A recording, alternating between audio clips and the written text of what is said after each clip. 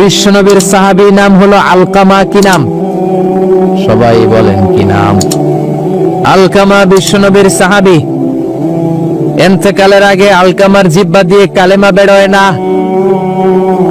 3 দিন যাবত বিছানায় পড়ে আছে, মুমূর্ষ, মরে যাবে, কিন্তু জিহ্বা দিয়ে কালেমা বের হয় না। বিশ্বনবী বলেছেন, লাকিনু মাউতাকুম লা ইলাহা ইল্লাল্লাহ। তোমরা মরণের আগে তোমাদের মুমূর্ষ রোগী মৃতদের সামনে লা ইলাহার তালকিন দাও। যখন দেখবেন আপনার চাচার রুহুটা বের হয়ে যাচ্ছে, দাদার রুহুটা বের হয়ে যাচ্ছে, বাবার রুহু বের হয়ে যাচ্ছে, তার শিয়রের সামনে, কানের সামনে বসে পড়তে আরম্ভ করবেন, লা ইলাহা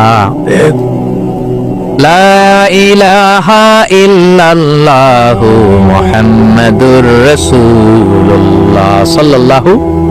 কিন্তু বলবেন না এই কালেমা পড়ো, কালেমা পড়ো, কালেমা পড়েন, কালেমা পড়েন, এগুলো বলবেন না। শুধু তালকিন দিবেন, ওটা থেকেই উনি বুঝবেন। কারণ মৃত্যুর একটা কষ্ট আছে না নাই? মৃত্যুর যন্ত্রণায় সে অস্থির, আপনি জোরাজুরি করতেছেন কালেমা পড়, সে যদি বলে না পড়বো না, ঝামেলা আছে না নাই? এজন্য কানের সামনে শুধু তালকিন দিবেন। বিশ্বনবী বললেন, লাকিনু মাউতাকুম লা ইলাহা ইল্লাল্লাহ। তোমাদের মৃতদের সামনে, মুমূর্ষদের কানের সামনে শুধু লা ইলাহা পড়বা। ওনার বিবি, ওনার আত্মীয়রা আলকামা নামক সাহাবীর কানের সামনে লা ইলাহা পড়ে 3 দিন ধরে কালেমা বের হয় না। কখন যেন মরে যায়, বিশ্বনবীর কাছে পাঠানো হলো। বিশ্বনবী সুহাইব আর বেলাল 2 জন সাহাবীকে পাঠালেন। তারা যেও কালেমার তালকিন দিল, কিন্তু মুখ দিয়ে কালেমা বের হয় না। বিশ্বনবী আলকামার বিবিরে ডেকে পাঠালো, বিবি, আলকামার বিবি, তোমার স্বামী কেমন ছিল? বলে, আমার স্বামী অনেক বড় আল্লাহর ওলি ছিল, নামাজ ছাড়তো না, তেলাওয়াত ছাড়তো না, জিকির ছাড়তো না। বিশ্বনবী বললেন, আলকামার বাবা মা কেউ বেঁচে আছে নাকি? বিবি বলে, আলকামার মা বেঁচে আছে, ডাকো। আলকামার মা আসার পরে বিশ্বনবী বললেন, আপনার ছেলে কেমন ছিল? নামাজ পড়তো নাকি, রোজা করতো নাকি, জিকির করতো নাকি? আলকামার মা বলে, সবই করতো। আপনার সাথে কেমন আচরণ করতো? এটা বলার পরে মার কথা বলে না, শুধু চোখের পানি ছাড়ে। আলকামার মা বলে, নবী, আলকামার ব্যাপারে আমার মনে অনেক দুঃখ, কোনদিন আমার কথা শুনে নাই, শুধু বিবির কথা শুনতো, বউরে প্রাধান্য দিত, আমার যত্ন নিত না, আমার কথা বেশি শুনতো না, এজন্য আমার মনে আলকামার ব্যাপারে অনেক জ্বালা। বিশ্বনবী বললেন, আপনার ছেলেরে মাফ করে দেন। রাগের চোটে আলকামার মা বলে, না, আমি মাফ করব না। বিশ্বনবী বললেন, ও সাহাবারা, লাকড়ি আনো, আগুন জ্বালাও, আলকামারে আমরা আগুনের উপর নিক্ষেপ করব। আগুন জ্বালানো হলো, সব সাহাবারা আলকামাকে ধরে আগুনের মধ্যে ফেলবে। ইন দ্য মিন টাইম দুঃখিনী মা বিশ্বনবীর পায়ের সামনে এসে বলে, ও নবী, আমার কলিজার টুকরাটারে আগুনে ফেলবেন না। ও নবী, আমার মনে আর কোনো জ্বালা নাই, আমার মনে আর কোনো দুঃখ নাই। আলকামা তো আমার নার ছেড়া ধন। 10 মাস 10 দিন আমার পেটে ছিল, আমার দেহ থেকে নিউট্রিশন নিয়ে, খাদ্য পুষ্টি নিয়ে আলকামা বড় হয়েছে। বেয়াদবি করেছে, কি হয়েছে? আমি আলকামারে মাফ করে দিলাম গো নবী। আলকামার মা, আলকামা শিয়রের সামনে দাঁড়িয়ে যখন মাফ করার ঘোষণা দিয়েছে, বিশ্বনবী সাক্ষী, সাহাবারা দাঁড়িয়ে আছে। আলকামা চিৎকার করে পড়তে আরম্ভ করলো, লা ইলাহা ইল্লাল্লাহু মুহাম্মাদুর রাসূলুল্লাহ সাল্লাল্লাহু আলাইহি ওয়াসাল্লাম। আল কালিমা তাইয়্যিবা চিৎকার করে পড়ার সাথে সাথে তার রূহ কবজ হয়ে গেল। চিল্লায় পড়েন, আল্লাহু আকবার। এজন্য মায়ের দোয়া বড় দোয়া, বাবার দোয়া বড় দোয়া। মা বাবা দোয়া করলেও কবুল, বদদোয়া করলেও কবুল। মা বাবার শুধু যদি দোয়াটাই কবুল হতো তাহলে টেনশন নাই, দোয়া করে না তো কি হয়েছে। কিন্তু বদদোয়া করলেও কবুল করে নেয় কে? দোয়া করলেও কবুল, বদদোয়া করলেও। সাইয়েদনা ইব্রাহিম আলাইহিস সালাম সাইয়েদনা ইসমাঈল আর হাজরাকে, আরবিতে নাম হলো হাজার, রেখে গেলেন মক্কায়। ওনার বিবি হাজরা ইন্তেকাল করলো, ছোট্ট দুধের শিশু, ওনার পায়ের ধাক্কায় জমজমের পানি বের হলো, বড় হতে লাগলেন। শৈশব পেরিয়ে কৈশোর, কৈশোর পেরিয়ে যৌবন, তাগড়া যুবক। তখন জুরহুম নামক একটা কওমের একটা মেয়েকে তিনি বিয়ে করলেন। বিয়ে করে সুখের সংসার শুরু করলেন আল্লাহর আদেশে। অনেক পরে সাইয়েদনা ইব্রাহিম তার কলিজার টুকরা ইসমাইলের বাড়িতে বেড়াতে গেল। কার বাড়িতে? কে গেল বেড়াতে? সাইয়েদনা ইব্রাহিম বেড়াতে গেলেন। যাওয়ার পরে দেখে সাইয়েদনা ইসমাইল ঘরে নাই। দরজার বাইরে থেকে সালাম দিলেন, আসসালামু আলাইকুম। এটা কিন্তু প্রামাণ্য বর্ণনা দিচ্ছি আমি বুখারী থেকে। বুখারীর বর্ণনা, এটা গল্প না। দরজার বাইরে থেকে সালাম দিলেন, আসসালামু আলাইকুম। ভেতর থেকে কর্কশ গলায় ঝাঁঝালো কণ্ঠে, কণ্ঠের মধ্যে কোনো মায়া নাই, দয়া নাই, এরকম একটা কণ্ঠের মেয়ে উত্তর করে বলল, ওয়া আলাইকুমুস সালাম। সাইয়েদনা ইব্রাহিম জিজ্ঞেস করলো, কাইফা হালুকি ইয়া উম্মি, ও মা তুমি কেমন আছো? মেয়ে কয়, বেশি ভালো না। সংসার কেমন চলে? সুবিধার না? খাওয়া দাওয়া ঠিক মতো হয়নি না? কিচ্ছু হয় না? আমনে কেডা? সাইয়েদনা ইব্রাহিম বলে, আমি কে তোমার জানার দরকার নাই। ইদা জাআ যাওজুকি মিনাল গাবা, স্বামী যখন তোমার বন থেকে শিকার করে ফিরবে, ফাকরাই আলাইহিস সালাম, তোমার স্বামীরে আমার পক্ষ থেকে একটা সালাম দিবা। ও মুরিহিয়া ইয়াগায়রা আতাবাতা বাবিহি, বলবা ঘরের দরজার চৌকাঠটা যেন পাল্টে ফেলে। সাইয়েদনা ইব্রাহিম চলে গেলেন। বিকেল বেলা জঙ্গল থেকে শিকার করে সাইয়েদনা ইসমাইল ঘরে ফিরলেন। ঘরে ফেরার পর বিবি বলে, একটা বুড়া আইছিল। বুড়া কে আইছিল? সাইয়েদনা ইসমাইল বলে, বুড়া? বুড়া মানুষ আবার আমার ঘরে আসবে কেন? কেন আসছে? আপনারে সালাম দিছে, ওয়া আলাইকুম আসসালাম। আর কি বলছে? বলেছে আপনি যেন ঘরের দরজার চৌকাঠ পাল্টে ফেলেন। ও মিয়া, চোর বোঝে চোরের সিগন্যাল, পুলিশ বোঝে পুলিশের সিগন্যাল, নবী বোঝে নবীর সিগন্যাল, ঠিক কিনা? সাইয়েদনা ইসমাইল তো বুঝে ফেললেন, কিরে ঘরের দরজার চৌকাঠ পাল্টে ফেলো, এরকম রূপক কথা, মেটাফরিক্যাল ইঙ্গিত দুনিয়ার সাধারণ মানুষ দিতে পারে না। চিৎকার দিয়ে বিবিরে বললেন, ও কপাল পুড়ি, তুই কি করলি? নিজের কপাল পুড়লি, নিজের কপালে নিজে কুড়াল দিলি। যেই লোকটারে বুড়া বুড়া বলে সম্বোধন করলি, ওই লোকটার কেউ নয়, আমার জন্মদাতা পিতা, এই জামানার সবচেয়ে বড় পয়গম্বর ইব্রাহিম খলিল। আমার বাবা যে সিগন্যাল দিয়েছে, এটা তো গ্রিন সিগন্যাল না, এটা রেড সিগন্যাল। তার মানে তোর তালাক দিতে বলেছে, গেট আউট, ডিভোর্স, তালাক দিয়ে দিলাম, যা। আপনার আব্বাও যদি বলে তোমার বউরও তালাক দিয়ে দাও, দিয়ে দিবেন না? কেবা দিয়ে দিয়েন না। আপনার বাবাও বাবা, ইসমাইলের বাবা ইব্রাহিমও, কথা বলেন। সাইয়েদনা ইব্রাহিম ছিলেন আল্লাহর জালিল কাদের পয়গম্বর। আকাশ থেকে ওহী আসলে নবীরা কথা বলে, মন গড়া নবীরা কিছু বলে না।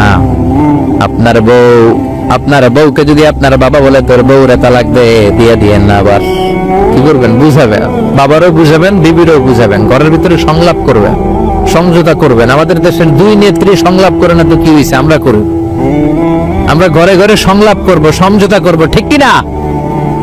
মিলায়ে দিবেন, মিলায়ে দিলে বরকত আছে না নাই?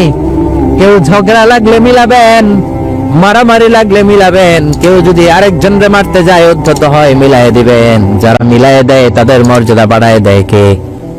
কিন্তু সমাজের কিছু দুষ্ট চরিত্রের লোক আছে, দুইজন যদি মারামারি লাগে আরো লাগায়া দেয়, আছে না নাই? আগুন লাগলে আপনারা কি ডালেন? অনেকে তেল ডালে, আছে না নাই? এখন আগুন লাগলে কি তেল ডালবেন না পানি ডালবেন? মিলায়ে দিবেন। বউরেও বুঝাবেন, বাবারও বুঝাবেন, দুইজন রে বুঝায় আস্তে ধীরে আগাবেন। তালাক তো অনেক পরের কথা। ইসলামের দেয়া অনুশাসন যদি আমরা মেনে চলি, কোনোভাবেই তালাক হবে না। স্বামীকে আল্লাহ কিছু দায় দায়িত্ব দিয়েছেন, স্ত্রীকে আল্লাহ কিছু দায় দায়িত্ব দিয়েছেন। এই দুইটা দায়িত্ব যে কত গুরু দায়িত্ব, ওটা বিশ্বব্যাপী। এই দায়িত্বের মধ্য দিয়ে বিশ্বটা চলে। পৃথিবীর প্রথম স্বামী ছিলেন সাইয়েদনা আদম, পৃথিবীর প্রথম বউ ছিল হাওয়া। সেখান থেকে স্বামী স্ত্রীর এই জীবন আছে না নাই? স্বামী আর স্ত্রী বানায় যেজন মিস্ত্রি, সে বড় আজব কারিগর, ঠিক কিনা? স্বামী আর স্ত্রী বানায় যেজন মিস্ত্রি, সে বড় জটিল কারিগর। এজন্য এই সম্পর্কটা বড় ভয়ঙ্কর সম্পর্ক, এটাকে মিলিয়ে রাখতে হবে। তালাকের সিস্টেম হচ্ছে, প্রথমে আপনি ফাইযুহুন্না, কোরআন বলে আপনি প্রথমে স্ত্রীকে ওয়াজ করবেন। ঝগড়া হলে কি করবেন? ঘরে ওয়াজ নাই, আছে মারামারি আর কিরাগিলি।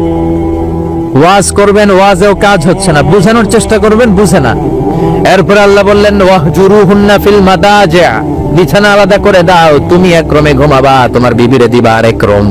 কিছুদিন বিচ্ছেদ চললে ওই বিবির অন্তরে ভালোবাসা তৈরি করে দিবে কে? সুবহানাল্লাহ পড়েন। এখন ওয়াজ করলেন, বুঝাইলেন, বুঝে না। বিছানা আলাদা করলেন, তাও শোনে না।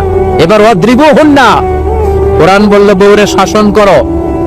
অনেকে বলে বউরে পিটাও, না, পিটানোর কথা বলে নাই। ওয়াদ্রিবুহুন্না মানে তাদেরকে শাসাও, শাসন করো। মুফাসসিররা এটার তাফসীর করতে যে হয়রান হয়েছে কি দিয়ে পিটাবে। কোন মুফাসসির কয় খেজুরের ছোট্ট ডালা দিয়ে এরকম বাড়ি মারবে, আর বলবে ভালো কথা কই হনুস না কেন। অনেকে বলবে, অনেক মুফাসসির বলেছে মেসওয়াক দিয়ে বাড়ি মারবে। তোমার এত বোঝাই বুঝো না কেন? দুইটা ছেলে মেয়ে হয়েছে আমাদের, এত সুন্দর সংসার, হানিমুন করেছিলাম কক্সবাজারে, স্মৃতিগুলো কি তোমার মনে পড়ে না? তুমি আমার কৈতরি, তুমি আমার টুনটুনি, তুমি আমার সোনামণি, এগুলো কয়ে বুঝাবেন, এরপরও মানে না। অনেক মুফাসসির কইছে বালিশ দিয়া পিটাইবেন, কুল বালিশ দিয়া, যাতে হাত পা না ভাঙে। ওয়াদ্রিবুহুন্না, অনেক ডাকাইত আছে লাঠি দিয়া পিটায়, আছে না নাই? ইসলাম বলে না না, বনিবনা না হলে প্রথম স্টেপ ওয়াজ করো, বুঝাও। 2 নম্বরে বিছানা আলাদা করে দাও, তারপরেও মানে না। 3 নম্বরে ওয়াদ্রিবুহুন্না মানে শাসন করো, যার যেরকম দরকার এরকম শাসন করবেন, তাতেও হয় না। তারপরে ফাবাআসু হাকামাম মিন আহলিহি হাকামাম মিন আহলিহা, এই 3টা স্টেপেও কাজ হয় না। আপনার মুরব্বিদের ডাকবেন, সালিস, মেয়ের পক্ষের মুরব্বিদের ডাকবেন, 2 পক্ষের বেআইনরা মিলে মিলছিল করে দেওয়ার চেষ্টা করবে, তাতেও কাজ হয় না। 4টা স্টেপ শেষ, 5ম স্টেপ হলো তালাক। আর আমরা দইটাই কই 3 তালাক, আছে না নাই? ওমরে ফারুকের জামানায় এক লোক তার বউরে দিছে 100 তালাক, রাগের চোটে। এরকম ডাকাইত আমাদের দেশে আছে না নাই? এখন বিবি এসে বলে, ওমরে ফারুক 100 তালাক দিয়েছে আমার স্বামী, কি করব? সাইয়েদনা ওমরে ফারুক বলে, তোর ডাকাইত স্বামীটা কোথায়? কয় এই জায়গায়। কিরে কয় তালাক দিছিস? কয় 100টা। বিবি 3টা 100টা দিলি কেন? কয় রাগের মাথায় দিছে। কয় দাঁড়া, তোর বিচার করতেছে। 3 তালাকে তোর বউ তালাক, বাকি 97 তালাক তোর পিঠে পড়বে। সুবহানাল্লাহ কইতে মন চায় না? এজন্য এই হচ্ছে তালাকের সিস্টেম। কতগুলো স্টেপ আপনি পার হলেন, তারপরেও আপনি একসাথে 3 তালাক দিবেন না। ইসলামের তালাককে 2 ভাগে ভাগ করা হয়েছে, একটা আত-তালাক আস-সুন্নি আর একটা তালাক আল-বিদআই। তালাক আস-সুন্নি মানে সুন্নতি তালাক, আর তালাক আল-বিদআই মানে বেদাতি তালাক। বেদাতি তালাক হচ্ছে রাগের মাথায় 3 তালাক, 14 তালাক, 22 তালাক। কিন্তু তালাক সুন্নি, সুন্নাত সম্মত তালাক হচ্ছে আপনার বিবি যখন পবিত্র, মানে যখন পিরিয়ড হচ্ছে না, ওরকম একটা পবিত্র সময়ে তারে আপনি তালাক দিবেন। 1 মাসের সময় আছে, একটা তালাক দিবেন, 1 মাসের ডিউরেশন, এর মধ্যে বিবির আবার নিয়ে আসতে পারবেন, কোনো সমস্যা নাই। সুবহানাল্লাহ পড়েন। 1 মাস পরেও মানে না, এরপরে দিবেন 2য় মাসের 2য় তালাক, তার মানে আরো 1 মাস, মোট কয় মাস? 2 মাস পরেও মিলমিশ হয় না, তারপরে 3য় মাসে তালাক দিলেন। এই 3 তালাক দেওয়ার পরে বিবি আবাদুল আবাদ আপনার জন্য হারাম হয়ে গেল। কত সুন্দর স্টেপ মেইনটেইন করে কত দূরে তালাক, আর আমরা দইরেই কই তালাক। এজন্য খবরদার। সাইয়েদনা ইসমাইল বললেন, কপাল পুল্লি তুই, যারে বুড়া বলে গালি দিলি আসলে বুড়া নয়, এই লোকটাই আমার বাবা ইব্রাহিম খলিল। আমার বাবা বলেছে তোরে তালাক দিতে, গেট আউট, তালাক দিয়ে দিলাম তোরে, যা ভাগ। বউ শেষ, নতুন বিয়ে করলো, নতুন সুখের সংসার। 3 বছর পর সাইয়েদনা ইব্রাহিম আবার ছেলের বাড়িতে বেড়াতে আসলেন। আজকেও সাইয়েদনা ইসমাইল ঘরে নাই। সাইয়েদনা ইব্রাহিম আজকে সালাম দিলেন, আসসালামু আলাইকুম। সাইয়েদনা ইব্রাহিম সালাম দিলেন। আজকে ঘরের ভেতর থেকে জাদুমাখা কণ্ঠে, মধুমাখা কণ্ঠে, সুরেলা কণ্ঠে একটা মেয়ে বলল, ওয়া আলাইকুমুস সালাম। সাইয়েদনা ইব্রাহিম বললেন, কাইফা হালুকি ইয়া উম্মি, মা কেমন আছো? মেয়েটা বলে, আলহামদুলিল্লাহ আলা কুল্লি হাল, সব সময় আলহামদুলিল্লাহ। সব সময় কি? তোমাদের জীবন যাপন কেমন চলে? খুব ভালো চলে। তোমার স্বামী কই? বনে গিয়েছে। আবার মেয়েটা বলে, আপনি কে? সাইয়েদনা ইব্রাহিম বলে, আমার পরিচয় দেব না। মেয়েটা বলে, আপনার পরিচয় না দিলে আপনার সাথে কথা বলবো না। আমরা স্বামী স্ত্রী 2 জন থাকি মরুভূমির মাঝখানে, আমাদের খোঁজ খবর নেওয়ার কেউ নাই। আপনি কে এরকম দিল দরিয়ার একজন মুরব্বী, আমাদের খোঁজ নিতে আসলে আপনার পরিচয়টা আপনি বলেন। সাইয়েদনা ইব্রাহিম তার পরিচয় দেয় না। মেয়ে বলে, পরিচয় না দিলে আমি কথাও কই না। বাধ্য হয়ে ঘরের ভিতরে ঢুকলেন। জোর করে মেয়েটা সাইয়েদনা ইব্রাহিমকে ঘরে ঢুকালেন, রুটি বানিয়ে খাওয়ালেন, গোশত খাওয়ালেন, খেজুর খাওয়ালেন, শরবত খাওয়ালেন। ও মিয়া, আগেরটাও মাইয়া, এটাও পার্থক্য আছে না নাই? মেয়েটা বলে, আমার জন্য দোয়া করেন। সাইয়েদনা ইব্রাহিম চোখের পানি ছেড়ে দোয়া করে দিলেন, মেয়েটার মাথায় হাত বুলিয়ে দিলেন, আর বললেন, ইদা জাআ যাওজুকা মিনাল গাবা, তোমার স্বামী যখন বন থেকে আসবে, ফাকরাই আলাইহিস সালাম, তোমার স্বামীর আমার পক্ষ থেকে সালাম দিবা, ওয়া মুরিহি ইউসবিতা আতাবাতা বাবি, আর বলবা আমি বলছি ঘরের দরজার নতুন চৌকাঠ যেন জীবনেও না পাল্টায়। ঘরের দরজার এই নতুন চৌকাঠটা যেন কোনোদিন। সাইয়েদনা ইসমাইল ফিরে আসলেন। আসার পরে বিবি বলে একজন মুরব্বী এসেছিল, নুরানি চেহারার একজন মুরব্বী শুই না। সাইয়েদনা ইসমাইল তো ভয় পেয়ে গেছেন, লাফ দিয়ে উঠছে, কি মুরব্বী, কেমন আচরণ করেছিলি বল। কারণ আগের একটা তিক্ত অভিজ্ঞতা আছে না নাই, ভাবছে আজকেও কোনো গন্ডগোল হইল নাকি। বিবি বলে না, আপনি রাখবেন না, আপনি চিন্তিত হবেন না, আমি অনেক আপ্যায়ন করেছি, অনেক সাদর সম্ভাষণ দিয়েছি, উনিও আমার মাথায় হাত বুলিয়ে চোখের পানি ছেড়ে ছেড়ে আমার জন্য দোয়া করেছে, আর আপনারে সালাম বলেছে, আর আপনাকে বলতে বলেছে ঘরের দরজার নতুন চৌকাঠটা যেন জীবনেও কোনোদিন না পাল্টায়। সাইয়েদনা ইসমাইল আল্লাহু আকবার বলে চিৎকার করে উঠলেন, বিবিকে বুকে জড়িয়ে ধরলেন, বললেন ও বিবি, তুই তো গোল্ডেন এ প্লাস, তুই কি, তুই তো গোল্ডেন এ প্লাস, তুই তো 100তে 100 পাইলি, তোর কপালটা নুরানি হয়ে গেল, উজালা হয়ে গেল। যেই বয়স্ক লোকটা এসে এই কথাটা বলেছে, বয়স্ক লোকটা আর কেউ না, তোর শ্বশুর আমার বাবা ইব্রাহিম খলিল। আর যেই কথা বলেছে এই কথাটার মানে হলো তোরে যেন আমি তালাক না দেই, তোর হাতটা যে আমি ধরলাম, এই হাত ধরেই যেন তোরে নিয়ে জান্নাতে ঢুকে যায়। আল্লাহু আকবার। এজন্য বাবার দোয়া, মায়ের দোয়া যার জীবনের মধ্যে আছে, তার জীবনে কোনো ভয় আছে নাকি? জোরে বলেন, কোনো ভয় আছে? এজন্য দোয়া নিবেন বাবার কাছ থেকে, মায়ের কাছ থেকে। সাইয়েদনা মুসা আলাইহিস সালাম আল্লাহরে বললেন, আল্লাহ মাইয়াকুনু জালিসি ইয়াউমাল কিয়ামা, কিয়ামতের দিন বিচারের শেষে বনি ইসরাইলের আমি বড় পয়গম্বর মুসা যখন জান্নাতে যাব, কে আমার সাথে জান্নাতি হবে? আল্লাহ বললেন, সাহিবুকা ফিল জান্নাতি জাজ্জার, তোমার সাথে জান্নাতে ঢুকবে বনি ইসরাইলের একজন কসাই। কে? কসাই। সুবহানাল্লাহ কইবেন না? একজন কসাই যাবে। মুসা আলাইহিস সালাম বললেন, কি রে, আমি এত বড় নবী, কোন নবী যাবে না আমার সাথে, কোন ওলি যাবে না, কোন হাফেজে কোরআন যাবে না, কোন আলেম যাবে না, কসাই যাবে কেন? আল্লাহ বললেন, দেখে আসো কেন যাবে কসাই। সাইয়েদনা মুসা আলাইহিস সালাম কসাইয়ের দোকানে গেলেন, দেখলেন না কসাইয়ের স্পেশাল কোনো আমল তো দেখা যায় না, খালি গোশত কোপায়। কি কোপায়? সারাদিন গোশত বিক্রির পরে বিকেল বেলা সবচেয়ে চমৎকার গোশতের একটা টুকরা নিয়ে কসাই দোকান বন্ধ করে বাড়িতে যায়। সাইয়েদনা মুসা আলাইহিস সালাম ছদ্মবেশে কসাইয়ের পেছনে পেছনে যায়। কসাই ঘরে ঢুকার পরে সাইয়েদনা মুসা আলাইহিস সালাম ঘরে নক করা শুরু করলেন। কসাই দরজা খুলে দেওয়ার পর সাইয়েদনা মুসা আলাইহিস সালাম পরিচয় গোপন করে বলে, আমি একজন মুসাফির, আজকে রাতে আপনার ঘরে থাকতে চাই। কসাই বলে, আহলান সাহলান মারহাবান তাইয়িবা, আসেন, থাকেন, কোনো সমস্যা নেই, পাশের ঘরে বসেন, ওই ঘরে আমার একটু কাজ আছে। পাশের ঘরে যে মাচা থেকে একটা বৃদ্ধা মহিলাকে নামিয়ে নিজ হাতে গোসল করিয়ে গোশত কেটে রান্না করে রুটি দিয়ে মহিলাটারে খাওয়ানোর পর মহিলাটা হাতের মধ্যে আঁচলটা টেনে চোখের পানি ছেড়ে বিড়বিড় করে কি যেন দোয়া করে। সাইয়েদনা মুসা আলাইহিস সালাম শুনতে পেলেন না। ওই মহিলাকে খাওয়ানোর পরে প্লেটের মধ্যে গোশত আর রুটি নিয়ে কসাই যে বলে, ও ভাই মুসাফির, এই নেন খাবার, রাতের খাবার খেয়ে আপনি ঘুমিয়ে যান, সকালে আপনি যাবেন আপনার পথে, আমি যাব আমার দোকানে। সাইয়েদনা মুসা আলাইহিস সালাম বলে, রাতের খাবার পরে খাবো, আগে বলো ওই মাচার মধ্যে বৃদ্ধা মহিলাটাকে। কসাই বলে, এই মহিলাটা ছাড়া এই পৃথিবীতে আমার কেউ নাই, আমি ছাড়া এই মহিলাটারও আর কেউ নাই। এই মহিলাটা ওই মহিলা যে আমার 10 মাস পেটে ধরেছে। আল্লাহু আকবার। এই মহিলাটা আমার জনম দুঃখিনী মা, মা ছাড়া আমার কেউ নাই, আমিও ছাড়া আমার মায়ের কেউ নাই। প্রতিদিন আমি আমার মারে গোসল করাই, নিজ হাতে টাওয়াল দিয়ে গা মুছে দেই, তেল মালিশ করে দেই, গোশত রান্না করে রুটি দিয়ে খাওয়াই, আর আমার মা আমার জন্য দোয়া করে। সাইয়েদনা মুসা আলাইহিস সালাম বললেন, বিড়বিড় করে তোমার মা 2 হাত তুলে কি দোয়া করেছে আমারে বলো, আমি তো বুঝলাম না।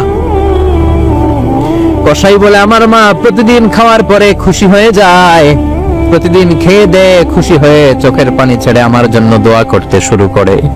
একটা পাগলা দোয়া, বিগত 20 বছর যাবত আমার আম্মা এই দোয়াটা করে। আমি জানি এই দোয়া কোনোদিনই আল্লাহর কাছে কবুল হবে না। সাইয়েদনা মুসা আলাইহিস সালাম বললেন, ও ভাই বলোই না কি দোয়া করে আমারে বলো বলো। কসাই বলে, আমার মা বলে, আল্লাহুম্মা জাআল ইবনি জালিসা মুসা ইয়াউমাল কিয়ামাহ। খাওয়ানোর পরে খুশি হয়ে হাত তুলে আমার মা বলে, আল্লাহ আমি আমার ছেলের খেদমতে এত খুশি, আমার ছেলের জন্য আমি হাত তুলে দোয়া করে দিলাম। শুনেছি এই জামানার বড় পয়গম্বর, বনি ইসরাইলের সবচেয়ে বড় পয়গম্বর হলো মুসা। আমার ছেলে কিয়ামতের দিন বিচার শেষে মুসা যখন জান্নাতে যাবে, আমার ছেলেরও মুসা নবীর সাথে তুমি জান্নাতে ঢুকাইয়া দিও। মুসা নবী যখন জান্নাতি হবে, আমার ছেলেরও ঢুকাইয়া দিবা। দোয়া করতে দেরি কবুল হতে। মুসা আলাইহিস সালাম বললেন, ঘটনা তো এইখানে, কানেকশনটা তো এই জায়গায়। এই কসাই তো এমনি এমনি আমার সাথী হবে না, এটা মায়ের দোয়ার বরকত ছিল এখন, ঠিক কি না? এই জন্য প্রিয় ভাইয়েরা, মায়ের দোয়া ছাড়া, বাবার দোয়া ছাড়া পৃথিবীর কেউ আল্লাহর ওলি হতে পারে না, পৃথিবীর কেউ ভালো মানুষ হতে পারে না, সফল হতে পারে না, ক্যারিয়ার সুন্দর করতে পারে না, নেতা হতে পারে না, ব্যবসায়ী হতে পারে না। জীবনে যারাই সফল, তাদের সফলতার পেছনে মা বাবার দোয়া আছে না নাই? বিশ্বনবী মা বাবার আদর পান নাই, জন্মের আগে বাবারে হারালেন, 6 বছর বয়সে মারে হারালেন। মা বাবা ছাড়া ইয়তীম হয়ে বিশ্বনবী বড় হলেন। প্রথমে দাদার কাছে, তারপরে চাচার কাছে ইয়তীম নবী বড় হতে লাগলেন। বিশ্বনবী যখন হুদাইবিয়ার উমরা করতে যাবেন, পথিমধ্যে বিশ্বনবীর মায়ের কবর পড়ল। জায়গাটার নাম ছিল আবওয়া। কি নাম? আবওয়া নামক জায়গায় এসে বিশ্বনবী আল্লাহর কাছে ফরিয়াদ করলেন, আল্লাহ আমি আমার মায়ের কবর জিয়ারত করতে চাই, অনুমতি দেন। বিশ্বনবীর মায়ের নাম কি? তোরা দেখে যা আমিনা মায়ের কোলে, মধু পূর্ণিমারি শ্বেতা চাঁদ দোলে, যেন উষার কোলে রাঙা রবি দোলে। তোরা দেখে যা আমিনা মায়ের কোলে, কুল মখলুকে আজি ধ্বনি ওঠে কে লই, কালেমা শাহাদাতের বাণী ঠোঁটে কে লই, পড়ে দুরুদ ফেরেশতা বেহেশতের দুয়ারে খোলে। তোরা দেখে যা আমিনা মায়ের কোলে, তোরা দেখে যা আমিনা মায়ের কোলে। চিল্লায় পড়েন আল্লাহু আকবার। বিশ্বনবী মায়ের কবরের সামনে যখন দাঁড়ালেন, 1400 সাহাবাকে নিয়ে প্রত্যেকের গায়ে একটা ইজার, একটা রিদা উমরা করবেন। বিশ্বনবী 1400 সাহাবীদের দিকে তাকিয়ে বললেন, ও সাহাবারা, এই যে সামনে পাহাড়ের ছোট্ট টিলাটা দেখতে পাও, এইখানে আমার মা আমিনার কবর। আল্লাহ আমাকে আমার মায়ের কবর জিয়ারতের অনুমতি দিয়েছে, আমি জিয়ারত করব। কিন্তু খবরদার খবরদার, তোমরা কেউ কান্নাকাটি করতে পারবা না। 1400 সাহাবীকে কান্না করতে নিষেধ করে নিজের মায়ের কবরের সামনে দাঁড়িয়ে বিশ্বনবী ছোট্ট বাচ্চার মতো হাউমাউ করে কান্না শুরু করে দিলেন। বিশ্বনবীর চোখের পানি দেখে 1400 সাহাবা কান্না শুরু করে দিল। বিশ্বনবী সাহাবীদের দিকে মুখ ফিরিয়ে বলে, ও সাহাবারা কাঁদো কেন? তোমাদেরকে না বললাম তোমরা কেঁদো না? সাহাবারা বলল, নবী আপনাকে আমরা আমাদের কলিজার চাইতে বেশি ভালোবাসি। আপনারা যখন আমরা কান্না করতে দেখি, আমাদের দুটি চোখ আমরা আর শুকনা রাখতে পারি না। আপনি কাঁদেন তাই আমরাও কাঁদি। বিশ্বনবী বললেন, আদ্রাকাতনি রাহমাতুহা ফাবাকাইতু। আমার মা আমিনা যে আমারে ছোটবেলা আদর করেছে, সোহাগ দিয়েছে, ভালোবেসেছে, ওই আদরের কথা আমার মনে পড়েছে। আমার মা আমিনা আমারে জাইতুনের তেল মালিশ করে দিত, আমার মা আমিনা আমারে জামা পরিয়ে দিত, আমার মা আমিনা তার দুটি ঠোঁট দিয়ে এমন কোন জায়গা নাই আমার দেহে চুমু দেয় নাই। আমার মায়ের কথা আমার মনে পড়েছে, তাই আমি কেঁদেছি, তোমরা কাঁদো কেন? বিশ্বনবী নিজেও মায়ের কবরের সামনে দাঁড়িয়ে নিজেও ধৈর্য ধারণ করতে পারে নাই। এজন্য মায়ের দোয়া নেয়ার দরকার আছে দাদাই। কানা ইয়াকসিমু লাহমান ফিল জিআররানা। জিআররানা নামক জায়গার মধ্যে বিশ্বনবী কুরবানির গোশত বিতরণ করছিলেন। বিশাল লাইন, কুরবানির গোশত মাঝে মাঝে বিতরণ হয় না, লাইন ধরে লোকজন নেয় না, বিশাল বড় লাইন। এই বিশাল লম্বা লাইনে হাজার হাজার মানুষ। এই লাইনের মধ্য থেকে একজন বৃদ্ধা মহিলাকে বিশ্বনবী আলাদা করে নিলেন, নিয়ে বিশ্বনবী গায়ের চাদরটা বিছিয়ে বসতে দিলেন, বড় একটা গোশতের প্যাকেট দিলেন, মহিলাটাও বিশ্বনবীর মাথায় হাত বুলিয়ে দোয়া করে দিল, চিল্লায় পড়েন সুবহানাল্লাহ। সাহাবা বললেন, নবী, হাজার হাজার মানুষ গোশত নেওয়ার জন্য লাইন ধরেছে, কাউরে আপনি লাইন থেকে আলাদা করে নেন নাই, নিজের চাদরের উপর জীবনে কাউরে বসতে দিতে দেখি নাই, কে এই মহিলা? বিশ্বনবী বললেন, জন্মের আগে আমি বাবা হারিয়েছি, মাত্র 6 বছর বয়সে আমার মা আমেনাকেও হারিয়েছি, মায়ের দুধ আমি খেতে পারি নাই, যে মহিলাটাকে চাদরের উপর বসতে দিলাম এটা হলো এই বনি সাদ গোত্রের হালিমা, যার বুকের দুধ খেয়ে আমি বড় হয়েছি। হালিমাতুস সাদিয়া, যার বুকের দুধ খেয়ে আজকের এই তরতাজা নবী আমি মুহাম্মদ। এজন্য মারে পায় নাই, দুধ মারে সম্মান করেছে, দুধ মার কাছ থেকে দোয়া নিয়েছে বিশ্বনবী, চিল্লায় বলেন ঠিক কিনা? এজন্য যুবক ভাইয়েরা যারা আছো, খবরদার, মা বাবার সাথে বেয়াদবি করা যাবে না। আল্লাহ বললেন, আমার 2টা ফয়সালা, 1 নাম্বার ফয়সালা ইবাদত হবে একজনের, তিনি কে? 2 নাম্বার ফয়সালা, ভালো আচরণ করতে হবে মা বাবার সাথে। আল্লাহর ইবাদত করা যেমনি ফরজ, মা বাবার সাথে ভালো আচরণ করাও ফরজ, ঠিক কিনা? নাকি মা বাবার সাথে ভালো আচরণ করা, ইহসান করা নফল? হ্যাঁ, মা বাবার সাথে ভালো আচরণ করা মনে হয় অপশনাল না? এটা কি অপশনাল না কম্পালসারি? এটা কম্পালসারি। খবরদার, যদি কোনো বেয়াদবি হয়ে থাকে আজকেই মাহফিলের পরে মা বাবার পা ধরে মাফ চাবো, রাজি আছি আমরা? এজন্য খবরদার, মাতা পিতার সাথে ইহসান করতে হবে। ইসলাম হচ্ছে ইটস এ ব্যালেন্সড রিলিজিয়ন, ভারসাম্যপূর্ণ জীবন ব্যবস্থা। সব দায় দায়িত্ব আল্লাহ আবার শুধু ছেলে মেয়েদেরকে দেয় নাই, মা বাবার কিছু দায় দায়িত্ব আছে না নাই?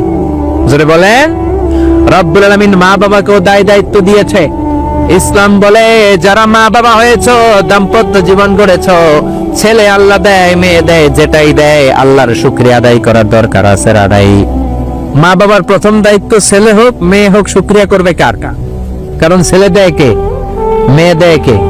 ছেলে মেয়ে দুইটাই দেয় কে? আবার কাউকে আল্লাহ নিঃসন্তান বানিয়ে রাখে, মানে ছেলেও দেয় না মেয়েও দেয় না, তিনি কে? জোরে বলেন। রব্বুল আলামিন বলেন, ইয়াহাবু লিমান ইয়াশাউ ইনাসাও ওয়া ইয়াহাবু লিমান ইয়াশাউ যুকুর। আমি যারে চাই ছেলে দেই, আমি যারে চাই তারে মেয়ে দেই, যারে চাই ছেলে মেয়ে দুইটাই দেই, আবার যারে চাই ছেলেও দেই না মেয়েও দেই না, এমন লোক সমাজে আছে না নাই? তাহলে বাবা মার প্রথম দায়িত্ব, ছেলে হোক মেয়ে হোক আপনাদের খুশি হইতে হবে। কিছু লোক আছে, ছেলে হইলে গ্রামের সবাই মিষ্টি খাওয়ায়, মেয়ে হইলে মেয়ে যে হয়েছে এটা শোনায়ও না, আছে না নাই? বিশ্বনবী বলেন, এগুলো এমন লোক যাদের মধ্যে জাহেলিয়াত আছে। কারণ খায়রুকুম মান বুকিরা বিল উনসা, যেই ঘরের প্রথম সন্তানটা মেয়ে, ওই ঘরটারে বরকত দিয়ে ভরে দেয় কে? জোরে বলেন। 1 নাম্বার দায়িত্ব, আপনি খুশি হবেন, শুকরিয়া করবেন। 2 নাম্বার দায়িত্ব, ছেলে হোক কিংবা মেয়ে হোক, হওয়ার সাথে সাথে কানের সামনে যে আজান দিবেন, কি দিবেন? আল্লাহু আকবার, আল্লাহু আকবার, আল্লাহু আকবার,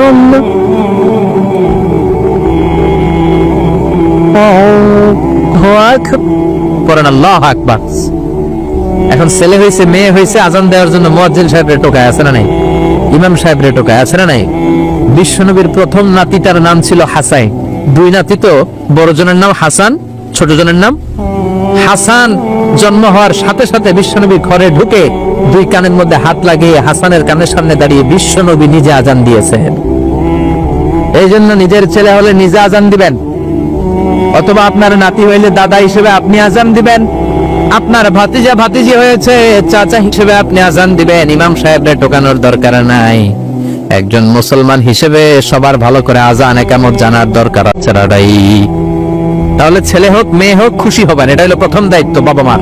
যত মায়েরা, আমার মাইকের আওয়াজ যদি আপনাদের কানে যায়, মায়েরা শোনেন, আর বাবা যারা এসেছেন মনোযোগ দিয়ে শোনেন। 1 নম্বরে বাবা মার দায়িত্ব প্যারেন্টিং, এটাকে বলে parenting, how to rare up your children, কেমন করে ছেলে মেয়েদেরকে বড় করবেন, এ ব্যাপারে ইসলামে দিক নির্দেশনা আছে না নাই?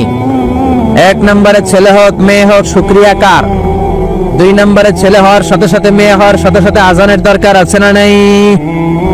3 নম্বরে সপ্তম দিনে ছেলে হোক মেয়ে হোক আকিকা দিবেন। ছেলে হলে 2টা ছাগল, মেয়ে হলে 1টা ছাগল। সপ্তম দিনে দিবেন। কততম দিনে? অনেকে কুরবানির সাথে দেয়, কুরবানির সাথে নয়, সপ্তম দিনে দিবেন। এখন দিতে পারেন নাই, পরে কুরবানির সাথে বন্ধের সময় দেন, ওটা আলাদা কথা। কিন্তু দেন নিয়েও হচ্ছে সুন্নাহ হচ্ছে সপ্তম দিন। কততম দিন? বিষ্ণু বললেন কুল্লু গোলামিন রাহিনাতুন বিআকিকা তুযবাহু আনহু ইয়াওমা সাবিহি। প্রত্যেক বাচ্চাকে আকিকা দিতে হয় তার সপ্তম দিনে। তারপরে ইউসাম্মা ফিহি, সপ্তম দিনে তার একটা নাম রাখতে হয়। তারপরে ইখলাকু রাসুহু, তার মাথা কামিয়ে ফেলতে হয়। ছোট ছোট চুল থাকে না, নিউ বর্ন বেবি, নতুন বাচ্চার মাথায় হালকা হালকা পাতলা চুল থাকে, এগুলোকে আপনি হলক করে দিবেন, শেভ করে দিবেন। তাহলে সপ্তম দিনের 3 কাজ। 1 নম্বরে আকিকা, 1 নম্বরে কি সবাই বলেন? 1 নম্বরে, 2 নম্বরে নাম রাখা, 2 নম্বরে কি কি নাম রাখবেন? Brush fire. এক ভাতিজার বাড়িতে নাকি চাচা আসছে বেড়াইতে, তো ভাতিজা আপ্যায়ন করাইতেছে। চাচা কয় কতদিন পরে তোমার সাথে দেখা, তোমার ছেলে হয়েছে একটা, মেয়ে হয়েছে একটা, আমি তো চিনি না, ডাক দাও না। ডাক দিছে ব্রাশ ফায়ার। চাচা মনে করছে আসল ব্রাশ ফায়ার, এটা মনে করে চাচা দিছে দৌড়। ভাতিজাও চাচাকে ধরার জন্য দৌড়, চাচাও দৌড়ায়, ভাতিজাও দৌড়ায়। চাচা কয় ভাতিজা বয়স আমার 70-80, তুই আমার ব্রাশ ফায়ার করিস না। ভাতিজা বলে চাচা এটা ওই ব্রাশ ফায়ার না, আমার ছেলের নাম ব্রাশ, মেয়ের নাম ফায়ার। তো এই ব্রাশ ফায়ার, এই জাতীয় নাম রাখবেন। আহাব্বুল আসমা ইলাল্লাহ আব্দুল্লাহ, আব্দুর রহমান। আল্লাহর কাছে সবচেয়ে প্রিয় নাম আব্দুল্লাহ, আব্দুর রহমান, এগুলো রাখবেন। নবীদের নামগুলো রাখবেন, কোরআন থেকে চুজ করে নাম রাখবেন, সাহাবাদের নাম রাখবেন।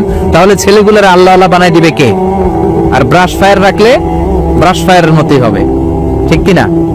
বিভিন্ন সমাবেশে এরা বোমা মারবে, ককটেল বোমা মারবে, হত্যা করবে, ডাকাতি করবে, চিন্তা করবে, মেয়েদের ওন্না ধরে টানাটানি করবে, যেরকম, ঠিক কিনা? এজন্য সপ্তম দিনে 3 কাজ। 1 নম্বরে আকিকা করা, কি করা? 2 নম্বরে নাম রাখা, কি রাখা? 3 নম্বরে মাথার চুল ফেলে দেয়া, কি করা? তারপরে ইসলাম বলে 2 বছর ছেলে হোক মেয়ে হোক দুধ খাওয়ানোর ব্যবস্থা করবা। কোরআনের মধ্যে আদেশ আছে না নাই? والوالدات يرضعن أولادهن حولين كاملين لمن أراد أن يتم الرضاعة। ছেলে হোক মেয়ে হোক 2 বছর দুধ খাওয়াবা। অনেক মা আছে দুধ খাওয়ায় না, ফিডার খাওয়ায়, বডি ফিটনেস নষ্ট হয়ে যাবে, এরকম মা আছে না নাই? দুধ খাওয়াতে চায় না, ফিডার খাওয়ায়, ল্যাকটোজেন খাওয়ায়, সিরিয়ালাক খাওয়ায়, ডানু খাওয়ায়, ডানু কি খাওয়ায়। তো এই জন্যই তো পুরাই তোমার বৃদ্ধাশ্রমে দিয়ে আসে। ওই দুধ খাওয়ায় না যে তুমি ছোটবেলায় কষ্ট তো সহ্য করেন না, আপনার বৃদ্ধাশ্রমে দিবে না তো কোথায় দিবে? মায়ের যে শাল দুধটা, বাচ্চা জন্ম নেওয়ার পরে যে শাল দুধটা আসে, এটার মধ্যে যে কত ধরনের পুষ্টিগুণ আছে, ফুল অফ নিউট্রিশন, খুব উন্নত মানের রিচ নিউট্রিশন দিয়ে আল্লাহ এটাকে তৈরি করেছে। আপনার বিভিন্ন ধরনের রোগের প্রতিষেধক, ভ্যাকসিন আল্লাহ এটার ভিতরে ঢুকিয়ে দিয়েছে। এটা যে খায় না, তার মেধা শক্তি খুব দুর্বল, তার কোনো মেধাই নাই, মনে রাখতে পারে না কিছু, সব ভুলে যায়। আমি আমার মায়ের দুধ খাইছি মাত্র 2.5 মাস, এজন্য আমি কিচ্ছু মনে রাখতে পারি না, সব ভুলে যাই। বাস্তব কথা। আপনি মায়ের দুধ যদি কেউ 2 বছর খায়, টানা 2 বছর খেতে পারলে তার মেধা হবে প্রচন্ড মেধা। এই ছেলে ইনফেরিয়রিটি কমপ্লেক্সে ভুগবে না, ইনসেফটিতে ভুগবে না। অনেক মায়েরা অসুস্থ হয়ে যায়, এজন্য খাওয়াতে পারে না, সেটা ভিন্ন ব্যাপার। আমিও খেতে পারিনি অসুস্থ হওয়ার কারণে, কিন্তু ছেলে অসুস্থ, মেয়ে অসুস্থ, মা অসুস্থ, 2 বছর আপনি দুধ খাওয়াবেন, ঠিক কিনা? যদি দুধ না খাওয়ান তাহলে ছেলে মেয়ের হক নষ্ট করলেন। অনেক মা খাওয়াতে চায় না, আছে না নাই? যারা বলেন আছে না নাই? কিন্তু অসুস্থতার কারণে যদি কেউ না খাওয়ায় সেটা ভিন্ন ব্যাপার। এজন্য প্রথম দায়িত্ব হলো শুকরিয়া করবেন আল্লাহর, ছেলে হোক মেয়ে হোক। এরপরে জন্ম নিলে আজান দিবেন, জন্মের 7ম দিনে আকিকা দিবেন, সুন্দর একটা নাম রাখবেন, মাথার চুল ফেলে দিবেন, তারপর 2 বছর দুধ খাওয়াবেন। এরপর ছেলে যখন আব্বু আব্বু বলে, আম্মু আম্মু বলে, হাঁটতে শিখে একটু বড় হয়েছে, সবার আগে ছেলেরে শিখাবেন কোরআন। কি শিখাবেন? সবার আগে কোরআন, পরে অন্য জ্ঞান। Teach your children the Holi Quran. The Holi Quran will teach your children everything. আপনি আপনার ছেলেরে কোরআন শিখান, কোরআন আপনার ছেলের গোটা বিশ্বটা শিখাই দিবে। সুবহানাল্লাহ, কইতে মন চায় না? এজন্য একটু বড় হলে ছেলে মেয়েরে কি শিখাবেন? আপনি ছেলে মেয়েরে সব কিছু শিখাইলেন, কোরআনটাই শিখান নাই, তার মানে আপনি কিছুই শিখান নাই, ঠিক কি না? এরপরে ছেলে মেয়েদেরকে সময় দিবেন, তাদেরকে নিয়ে ঘুরতে যাবেন, ভালোবাসবেন। বিশ্বনবী হাসান আর হুসাইনকে আদর করতে লাগলেন। হাসানকে কোলে নেয়, হুসাইন ওঠে, আবার হুসাইনকে নিলে হাসান নামে। বিশ্বনবীর সামনে দাঁড়িয়ে রইল আকরা ইবনে হাবিস আত-তামিমি নামে সাহাবী। বিশ্বনবীর নানা নাতির এই আদর ভালোবাসা দেখে আকরা বলে, ও নবী, আমাকে আল্লাহ 10টা সন্তান দিয়েছে, একটা সন্তানকেও কোনোদিন আমি চুমা দেই নাই। বিশ্বনবী বললেন, বলো কি? মানলা ইয়ারহাম লা ইউরহাম, যে কারোর উপর দয়া দেখায় না, আল্লাহ তার উপর দয়া দেখায় না। যে কাউরে ভালোবাসে না, আল্লাহ তারে ভালোবাসে না। যে ছোটদের আদর করে না, সে আল্লাহর দয়া পায় না। চিল্লা এখন ঠিক কি না? এজন্য ছেলে মেয়েদেরকে সময় দিবেন। আধুনিক কিছু ফ্যামিলিতে যে সমস্যা, বাবা মা দুইজন চাকরি করে, বাবাও সকালে বের হয়ে যায়, মাও বের হয়ে যায়। যখন বের হয় তখন ছেলে মেয়ে ঘুমায়, আবার রাতে যখন ফিরে তখনও ঘুমায়। শুক্রবার সারা ছেলে আর বাবার সাথে দেখাই হয় না। তো ছেলে মেয়ে মানুষ হয় কাজের মেয়ের কাছে। কার কাছে? কাজের মেয়ের কাছে। যদি আপনার ছেলে মেয়ে মানুষ হয়, এই ছেলে মেয়েগুলো কাজের মেয়ের চরিত্র নিয়ে বড় হবে, কাজের মেয়ের আচরণ নিয়ে বড় হবে। আপনার আচরণ, আপনার মধ্যে যে ভাব গাম্ভীর্য, ভদ্রতা, সুন্দর কথা বলার স্টাইল, এগুলো আপনার ছেলে মেয়েরা শিখবে না। চিৎকার করে বলেন ঠিক কি না? এরপর ইসলাম বলে, ছেলের বয়স যখন 7 হয়, ছেলে মেয়ে যখন 7 বছরে পৌঁছে, নামাজের আদেশ দেওয়ার দরকার আছে না নাই? মুরু সিবিয়ানাকুম বিসসালাতি ওয়া হুম সাবউ সিনিন। ছেলে মেয়ের বয়স যখন 7, নামাজের আদেশ দাও। যখন 10, ধমকায় হলেও, শাসন করে হলেও নামাজে নিবা। অনেকে আদরের ছেলে ফজরের সময় ডাকতে পারে না। হুজুর, অনেক আদরের ছেলে তো ফজরের সময় ডাকি না, ঘুমায় আছে, ছেলেটার ঘুম ভাঙবে। আমার ছেলে 10টায় ওঠে, 11টায় ওঠে, আদরের ছেলে। তো সকালবেলা যদি ঘরে আগুন লাগে তখন কি করবেন? ঘরে যদি ভূমিকম্প হয় কি করবেন? তখন ডাকবেন না? তো দুনিয়ার আগুন থেকে বাঁচানোর জন্য যদি ছেলেরা ডাকেন, জাহান্নামের আগুন থেকে বাঁচানোর জন্য আপনার কলিজার টুকরাটারে নামাজের জন্য ডাকার দরকার আছে না নাই? আল্লাহু আকবার। আল্লাহ তাআলা ওই ব্যক্তির জন্য 70,000 ফেরেশতা নিয়োগ করবে, যারা এই ব্যক্তির জন্য হাত্তা ইউমসিয়া, সন্ধ্যা পর্যন্ত দোয়া করতে থাকে। ওয়া ইন্না তাফি যালিকা লিয়াউম, আর এটা পরে ওই দিন যদি তার মৃত্যু হয়, মাতা শাহীদা, সে শাহাদাতের মৃত্যু বসিত। ওয়া ইন ফারাআহা হিনা ইউমসি কানা লাকা বিতিলকা মানসিলা, আর সন্ধ্যাবেলাও যদি কেউ এভাবে 3বার আউযু বিল্লাহি সামিল আলিম পড়ে সূরা হাশরের শেষ 3 আয়াত পড়ে, তার জন্য একই ফজিলত রয়েছে। পড়ুন সুবহানাল্লাহ। তাহলে প্রথমে পড়তে হবে আউযু বিল্লাহি সামিল আলিম মিনাশ শাইতানির রাজিম 3বার। আওয়াজ করে বলতে কয়বার? 3বার। এরপরে সূরা হাশরের শেষের কয় আয়াত, এটা যদি পড়েন 2টা ফজিলত। পড়ার সাথে সাথে সন্ধ্যা পর্যন্ত 70,000 ফেরেশতা তার জন্য দোয়া করে। ওই দিন মারা গেলে শাহাদাতের মৃত্যু নসিব হবে। আমরা শাহাদাতের মৃত্যু চাই কি চাই না? হ্যাঁ, চাই কি চাই না? আমরা যেন এটা করি। তাহলে এটা সকাল সন্ধ্যার জিকির, মিন আজকারি সাবাহি ওয়াল মাসা। কিন্তু বাংলাদেশে এটা শুধু সকালে হয়, ফজরের পরে, মাগরিবের পরে পড়ে না। এটা ঠিক করে নিবেন, এটা সকালেও পড়বেন, সন্ধ্যাবেলাও পড়বেন। আমাদেরকে রাসূলুল্লাহ সাল্লাল্লাহু আলাইহি ওয়াসাল্লাম কিছু আজকার শিখিয়েছেন, কিছু দোয়া, যেগুলো পড়লে শয়তানের বিরুদ্ধে আল্লাহ তাআলার পক্ষ থেকে আমাদের জন্য এটা প্রোটেকশন হিসেবে কাজ করে। সুবহানাল্লাহ পড়ে। যেমন এই যে সূরা হাশরের শেষ 3 আয়াত, যেমন আয়াতুল কুরসি, যেমন 3 কুল। এই সূরা হাশরের শেষ 3 আয়াতে এত ফজিলতের কারণ হচ্ছে এই শেষ 3টি আয়াতে আল্লাহ তাআলা তার নিজে 14টি নাম উল্লেখ করেছেন। কয়টি? 14টি। কালামুল্লাহ মাজিদের কোন সূরায়, কোন জায়গায় এভাবে টানা আল্লাহ তাআলা এতগুলো আসমাউল্লাহিল হুসনা, সিফাতি নাম বা গুণবাচক নাম একসাথে খুঁজে পাওয়া যায়? এখানে 14টা নাম পাওয়া যায় আল্লাহ। আজকে এই 14টা নামের তাফসীর আমরা শুনবো ইনশাআল্লাহ। বলেন, এজন্য এই সূরাতুল হাশরের শেষ 3 আয়াতের এত গুরুত্ব। এবং এই আয়াতগুলো পড়লে আল্লাহ তাআলার সত্তার যে পরিচয়, অরিজিনাল পরিচয়, এটা আপনি পাবেন। আল্লাহ তাআলা অত্যন্ত অনুপম ভঙ্গিতে এই 3টি আয়াতে নিজের পরিচয় দিয়েছেন। এছাড়াও আরো কয়েকটি জায়গা আল্লাহ তাআলা নিজের চমৎকার পরিচয় দিয়েছেন, যেমন সূরাতুল বাকারার 255 নম্বর আয়াত, মুখস্থ আছে না? আয়াতুল কুরসি, ওই একটা আয়াতে আল্লাহ তাআলা চমৎকার ভাবে নিজের পরিচয় দিয়েছেন। এবং বিষ্ণু ইসলাম বলেন, মান খারাআ আয়াতুল কুরসি দুবুরা কুল্লি সালাতিন মাকতুবাতিন লাম ইয়ামনা মিন দুখুলিল জান্নাতি ইল্লাল মাউত। প্রত্যেক ফরজ নামাজের পরে যে একবার আয়াতুল কুরসি পড়বে, তার জান্নাতে ঢোকার ব্যাপারে আর কোনো বাধা থাকে না, মৃত্যু ছাড়া। লোকটা মরে না তাই জান্নাতে যায় না, মরলেই জান্নাতি। পড়েন এত কিছু বলেন।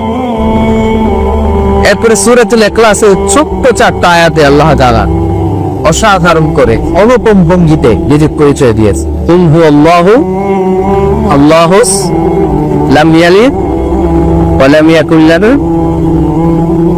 অসাধারণ করেছে। ঠিক তেমনি ভাবে সূরাতুল হাশরের এই শেষ 3টে আয়াতে আল্লাহ তাআলা চমৎকার ভাবে নিজের পরিচয় দিয়েছে, এবং এগুলোকে বলা হয় আসমাউল্লাহিল হুসনা, আল্লাহর সুন্দর সুন্দর নাম। আল্লাহর নামের চাইতে সুন্দর নাম আর হতে পারে? বলেন, সুন্দর নাম হতে পারে? ওয়ালিল্লাহি আল আসমাউল হুসনা ফাদউহু বিহা, আল্লাহর অনেকগুলো সুন্দর সুন্দর নাম আছে। আল্লাহ বলেন, এগুলো ধরে ধরে তোমরা আমাকে ডাকো। আল্লাহর মোট নামের সংখ্যা, এই সিফাতি নামের সংখ্যা হচ্ছে 99টা। ইন্না লিল্লাহি, সেই বুখারীর বর্ণনা, ইন্না লিল্লাহি 99 ইসমা মিআতান ইল্লা ওয়াহিদা। বিষ্ণু বলেন, আল্লাহর 99টা নাম আছে, এক কম 100, এক কম 100। মান আহসাহা দাখালাল জান্নাহ, যে ব্যক্তি 99 নাম মুখস্থ করে হৃদয়ে ধারণ করবে, আল্লাহ তাআলা তাকে জান্নাত দিবেন। শুধু মুখস্থ করলে চলবে না, মুখস্থ করে এটার অর্থ বুঝতে হবে, এটার দাবি কি সে দাবি মানতে হবে। কারণ বিষ্ণু বলেন নাই মান হাফিযাহা দাখালাল জান্নাহ, তিনি বলেছেন মান আহসাহা দাখালাল জান্নাহ। এটাকে পড়তে হবে, মুখস্থ করতে হবে, হৃদয়ে ধারণ করতে হবে, এবং এই নামের যে দাবি, সে দাবি পূরণ করলে তাকে জান্নাতের মালিক বানিয়ে দিবে কে? এবং বিষ্ণু ইসলাম আল্লাহ তাআলার চমৎকার অনুপম নামগুলো ধরে ধরে এগুলোর ওসিলা দিয়ে আল্লাহর কাছে দোয়া করতেন। বিষ্ণু বলতেন, আসআলুকা বিকুল্লি ইসমিন হুয়া লাকি সাম্মাইতা বিহি নাফসাক, আল্লাহ আপনার যত নাম আছে, যে নামগুলো দিয়ে আপনি আপনার নিজেকে নামকরণ করেছেন, ওই সব নামের ওসিলা দিয়ে আমি আপনার কাছে চাই। আও আনজালতাহু ফি কিতাবিক, অথবা আপনার যত নাম আপনি আপনার কোন আসমানি কিতাবে নাজিল করেছেন, সেগুলোর ওসিলায় আমি আপনার কাছে যাই। আও আল্লামতাহু আহাদাম মিন খালকিক, অথবা আপনি আসমানি কিতাবে নাজিল করেন নাই, আপনার কোন প্রিয় বান্দাকে আপনি স্পেশালি জানিয়েছেন, কোন নবীকে স্পেশালি কোন স্পেশাল নাম জানিয়েছেন, ওইটার ওসিলায় আপনার কাছে আমি চাই। আও ইস্তাআসারতা বিহি কি ইলমিল গায়বি ইনদাক, অথবা আপনার যে নাম কোরআনেও নাই, হাদিসেও নাই, কোন নবী ওলিরেও জানান নাই, এই নাম শুধু আপনি জানেন, দুনিয়ার কেউ জানে না, ওই নামগুলোর ওসিলাতে আপনার কাছে চাই। সুবহানাল্লাহ বলবেন না? তার মানে বিষ্ণু ইসলাম আল্লাহর নামগুলো ধরে ধরে দোয়া করতেন। আজকে আমরা এই 14টা নামের তাফসীর শুনবো ইনশাআল্লাহ বিইজনিল্লাহ। তাহলে আমরা আর কাল বিলম্ব না করে সরাসরি সূরাতুল হাশরের শেষ 3 আয়াতের তাফসীরের দিকে যাচ্ছি। পড়ুন, আওয়াজ করে আমার সাথে সাথে পড়ুন। আউযু বিল্লাহি মিনাশ শাইতানির রাজীম, বিসমিল্লাহির রহমানির রহিম। ওয়াল্লাহু লা ইলাহা ইল্লাহু আলিমুল গায়বি ওয়াশ শাহাদাতি হুয়ার রহমানুর রহিম। সুবহানাল্লাহ। ওয়াল্লাহুল্লাযী লা ইলাহা ইল্লাহু, আল্লাহ তিনি হচ্ছেন আল্লাহ, লা ইলাহা ইল্লাহু তিনি ছাড়া কোনো ইলাহ নাই, কোনো মাবুদ নাই। আলিমুল গায়বি ওয়াশ শাহাদা, তিনি দৃশ্য জগতের জ্ঞানও রাখেন, অদৃশ্য জগতের জ্ঞানও রাখেন। হুয়ার রহমানুর রহিম, তিনি মেহেরবান, তিনি দয়ালু। সুবহানাল্লাহ পড়ে। তাহলে আল্লাহ নিজের পরিচয় প্রথমে দিলেন আল্লাহ দিয়ে, তিনি বললেন হু আল্লাহ, তিনি হচ্ছেন আল্লাহ। আওয়াজ করে বলেন তো তিনি কে? আল্লাহ নামটা ডাকতে আপনাদের কেমন লাগে? ভালো লাগে? তাহলে আওয়াজ করে আল্লাহরে ডাকেন তো, বলেন ইয়া আল্লাহ। আওয়াজ তুলে করুন, ইয়া আল্লাহ, ইয়া আল্লাহ। এটা এমন নাম যে নামকে হাজার বছর ধরে হাজার কোটি মানুষ জপেছে, ঠিক কিনা?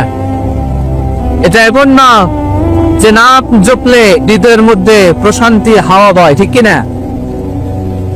কি সুন্দর নাম আল্লাহ। আল্লাহ বললেন হু আল্লাহ, তিনি হচ্ছেন আল্লাহ।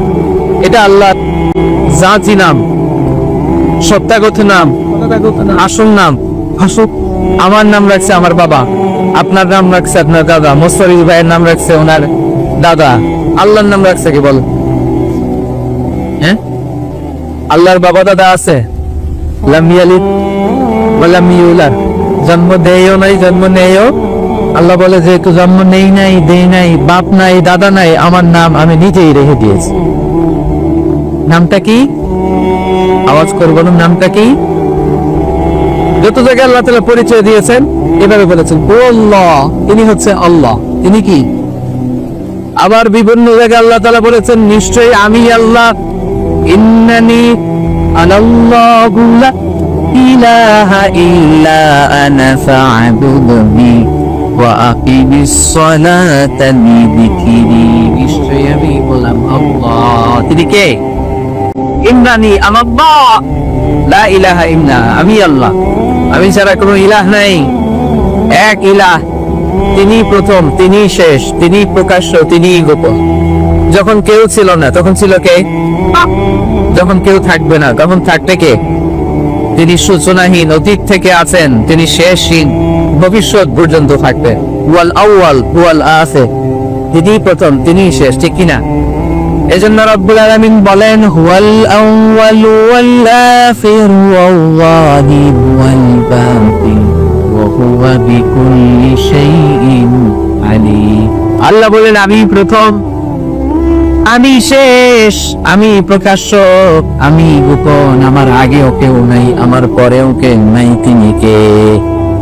প্রথমে আল্লাহ আল্লাহ, শেষেও আল্লাহ আল্লাহ, আকাশে আল্লাহ আল্লাহ, জমিনে আল্লাহ আল্লাহ। পরে প্রথমে আল্লাহ আল্লাহ, শেষেও আল্লাহ আল্লাহ, আকাশে আল্লাহ আল্লাহ, জমিনে আল্লাহ আল্লাহ। দিকে জানান গাই গুণগান তারে নামে গায়, আমরাও পারি তাআলা, আমরে পারি তাআলা। সুবহানাল্লাহ পড়ে ওয়াল আউয়াল ওয়াল আখির ওয়াল যাহির ওয়াল বাতিন, তিনি প্রথম, তিনি শেষ, তিনি প্রকাশ্য, তিনি আল্লাহুল্লাযী লা ইলাহা ইল্লাহু। আল্লাহ বলে তিনি আল্লাহ, যিনি ছাড়া কোনো ইলাহ নাই। আমাদের ইলাহ কয়জন? আওয়াজ করে বলতে হবে ইলাহ কয়জন? ওয়া ইলাহুকুম ইলাহু ওয়াহিদুন লা ইলাহা ইল্লাহু, তিনি এক ইলাহ, একাধিক ইলাহ আমাদের করবে নাই, ঠিক কিনা? ইলাহু ওয়াহিদ, এক ইলাহ। এক ইলাহ হইলে আমাদের জন্য সুবিধা বেশি না ইলাহ বেশি হইলে সুবিধা বেশি? বলেন তো। আমার মালিক একজন হইলে ভালো না তিনজন হইলে ভালো? একজন হইলে তিনি যা বলে ওইটা মানলে হয়েছে, ঠিক কিনা? ওনার মন যোগা চলতে পারলে হয়েছে, ঠিক কিনা? তিনজন যদি হয়, হ্যাঁ, ঝামেলা আছে না নাই? একজন বলবে এটা করলি না কেন, উনি বলবে এটা করলি না কেন, সে বলবে এটা করলি না কেন। না, আমাদের এক খোদা, এক ইলাহ, তারে খুশি করতে পারলে আমাদের সব হয়ে গেল। চিল্লায় বলেন ঠিক কিনা?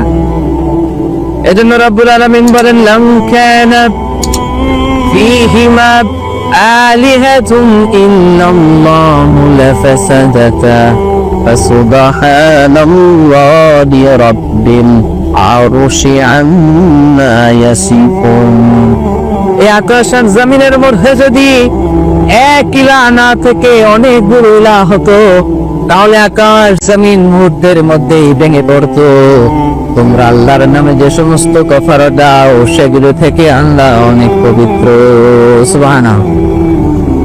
আকাশ জমিনে এক আল্লাহ না থেকে দুই আল্লাহ তিন আল্লাহ হইলে ভেজাল আছে না নাই?